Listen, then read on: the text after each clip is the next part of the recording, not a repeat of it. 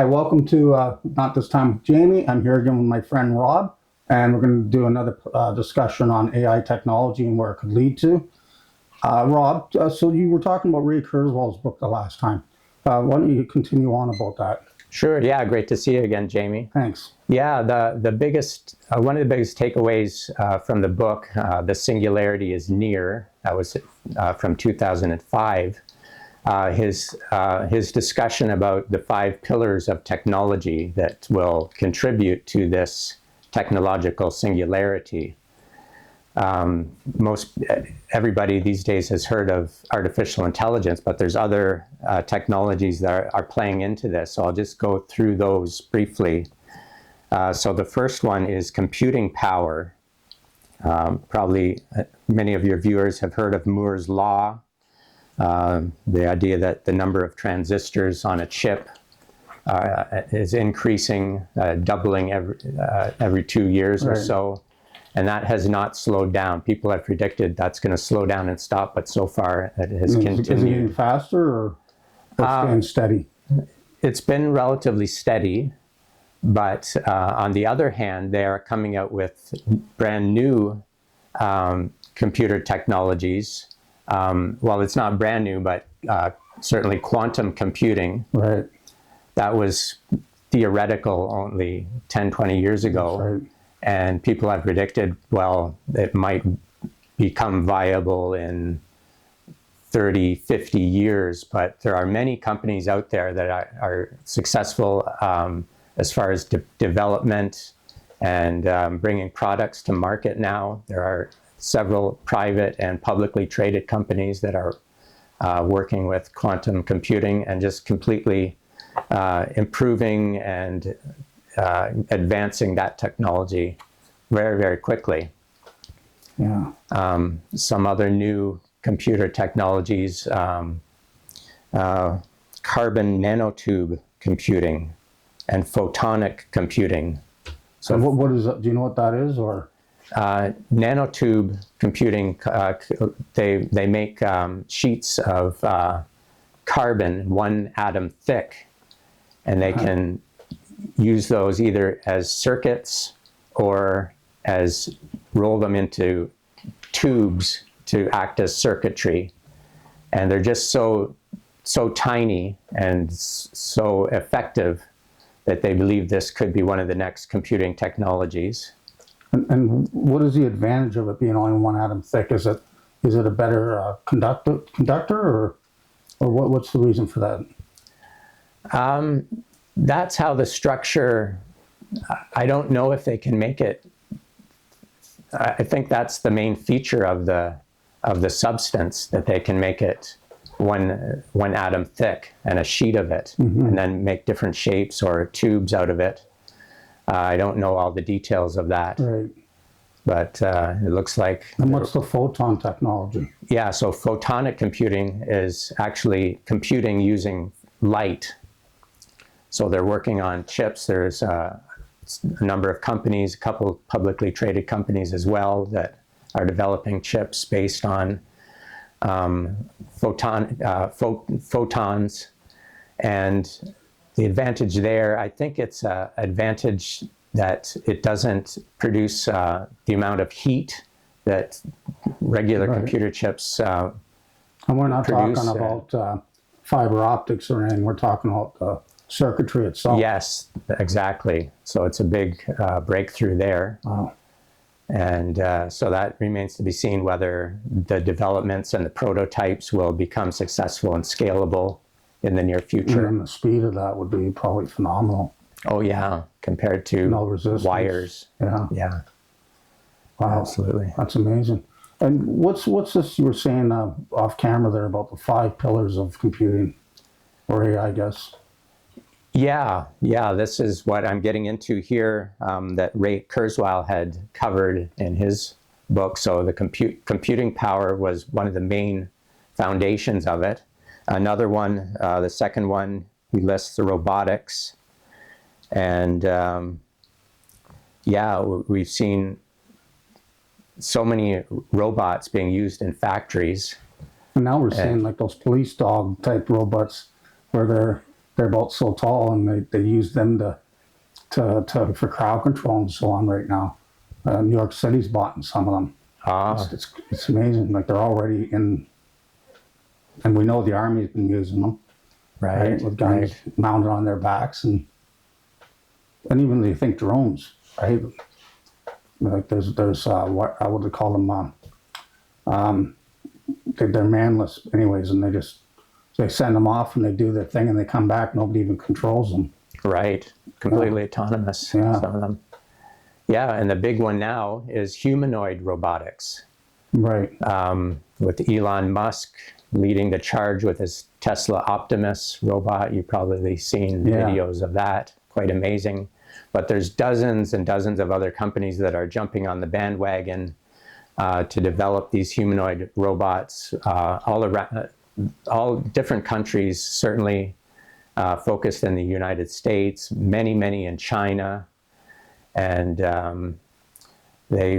people believe that could be like a $1 trillion industry eventually. Oh, absolutely.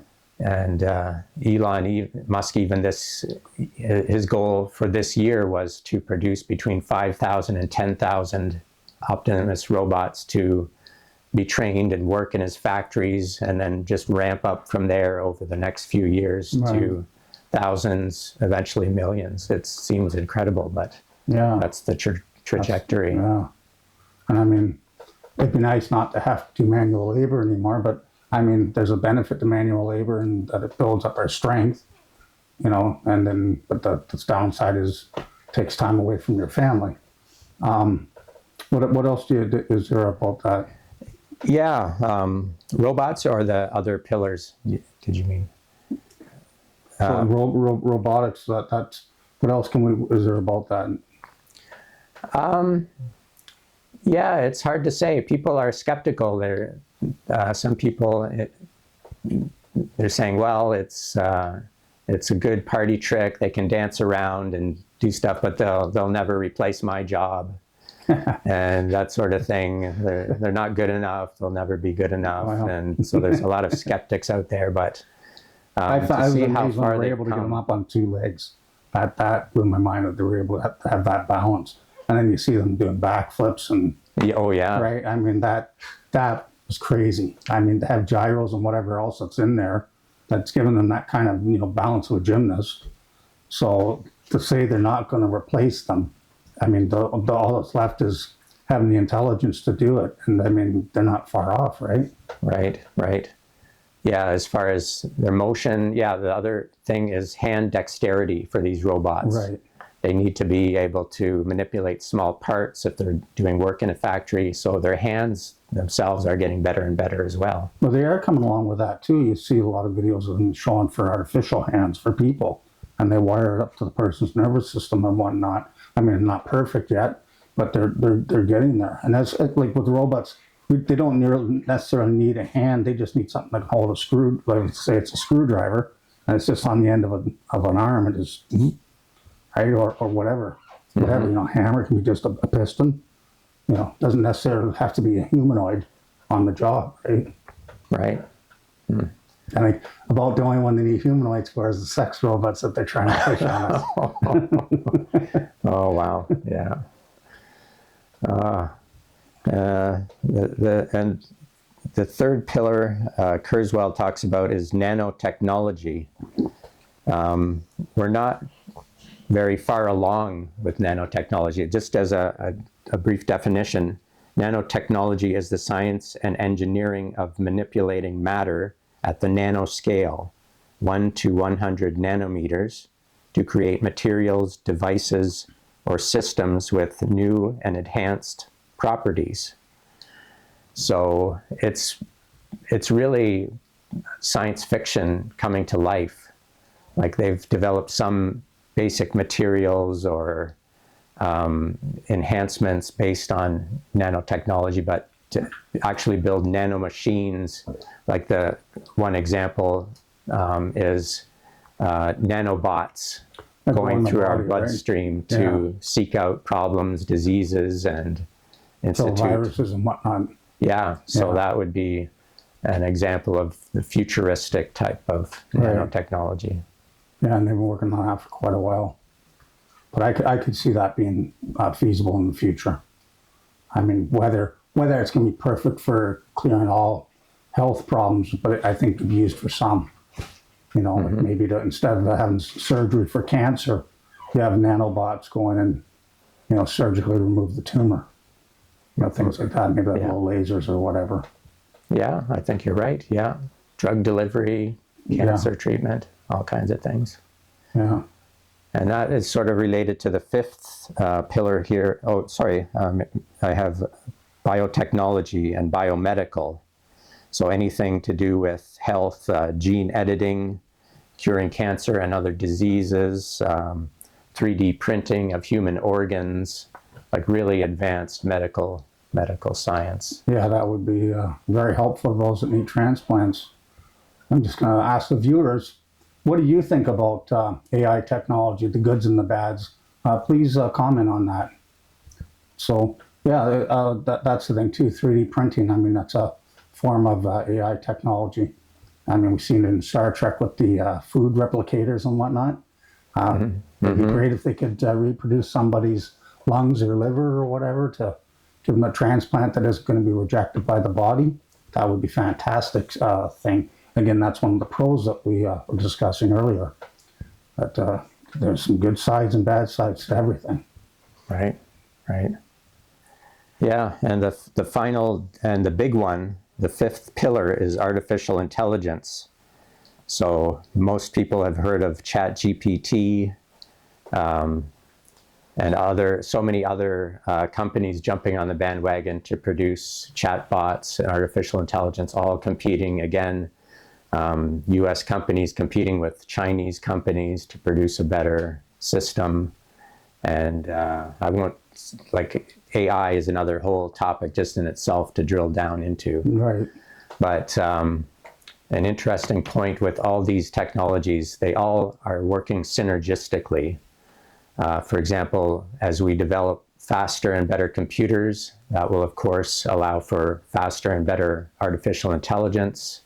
With better AI, we'll be able to solve problems in the medical fields and nanotechnology. And with nanotechnology, we'll be able to build better robots. It all feeds in on itself. And that's great. That would be great.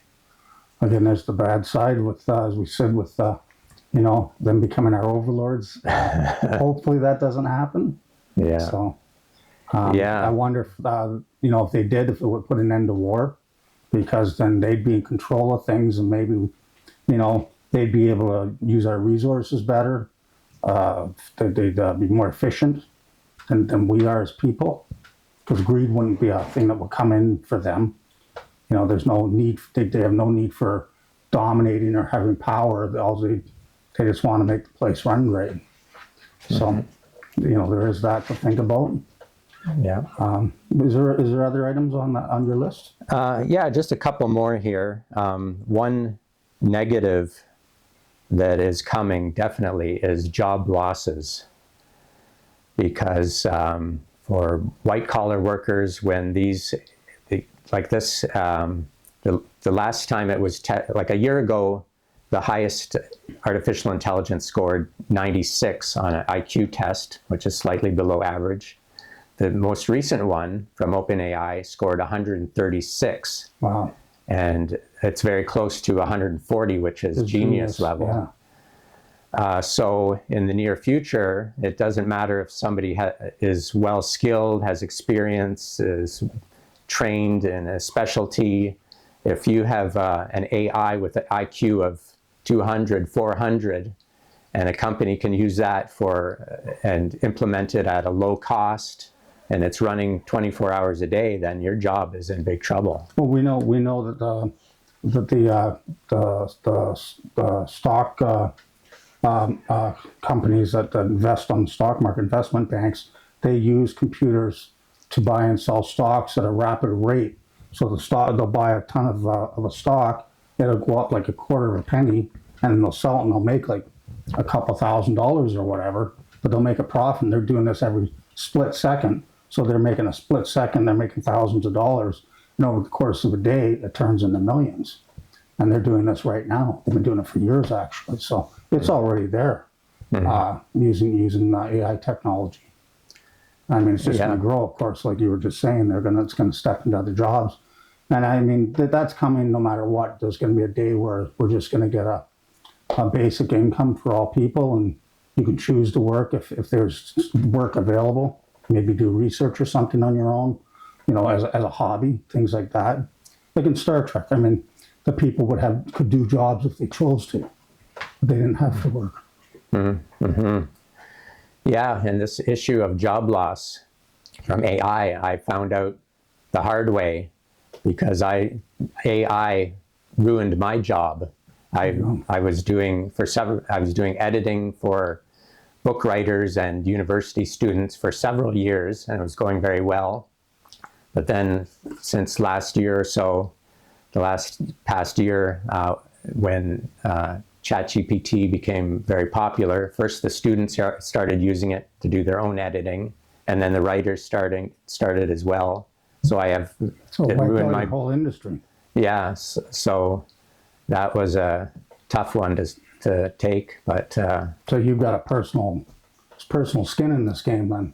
Yeah, and not just white collar workers, but blue collar workers, like you were talking about the robots as they become better and are rolled out into factories. Again, they're going to be able to work almost 24 hours a day.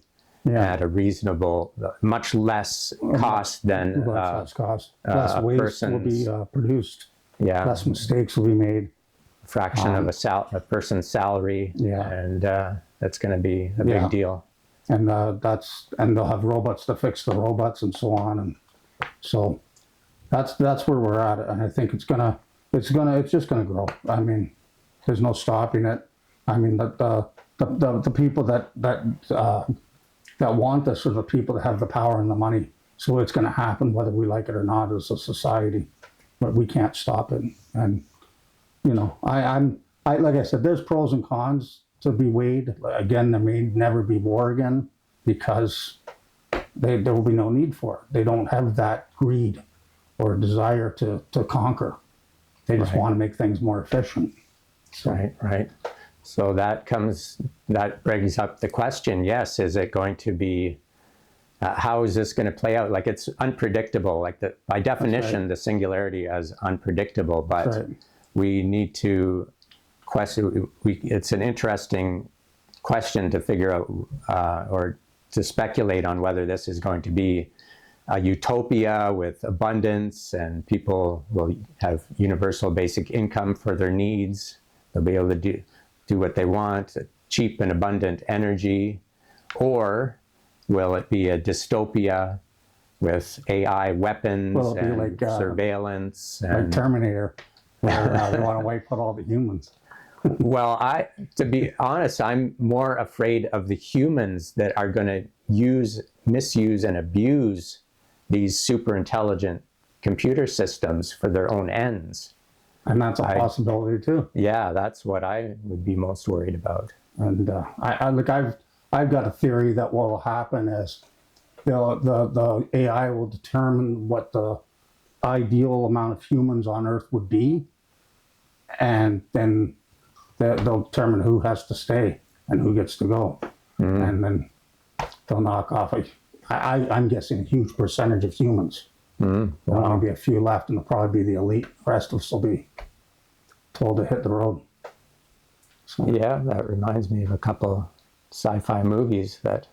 I mean, they've talked about that. If you know the Georgia Guidestones, they want to bring according to the Guidestones, nobody knows who put them there. They don't know if it was. It's just there had to be a lot of money because they're made out of granite. And somebody blew them up eventually. Yeah, and we don't know who that was because for some reason all the cameras around the area failed. Yeah, they said they wanted to get the population down to 500 million and we're at about 8 billion right now. So that's like 7/8 of the population. So that's 1 in 8 people or 7 of 8 people are going to be, according to that stone, they want to wipe out. So that doesn't leave a lot of us. No. Yeah, and so Yeah, finally, I just wanted to mention this. Like, I believe that this is going to be one of the most profound and disruptive events in human history. People don't see it coming. They think, oh, it's an interesting chatbot or this Right. oh, cool dancing robot. But this is going to just accelerate faster and faster Till it's too until late. the job losses and people won't be able to figure out what's going on Right. day to day. So I would just encourage your viewers to keep track of what's going on, learn about AI, use AI, be familiar with what's going on in the news so they don't get blindsided. And yeah, I just don't like the idea of people just ignoring this and they're left behind. They Yeah. wake up one day and they have no idea what's going I mean, on. there's lots of literature on it. There's lots of videos on YouTube. Oh yeah, that, tons. that talk about this. Some talk about it in a good way, some talk in a bad way, but it's out there for people that want to know the information about AI technology. Anyways, Rob, that I gotta leave it at that. Like, thank you again for coming back and talking to us, and we'll see you again, and we'll see you again. Remember to leave a like and a comment, and also subscribe. Thanks for joining us.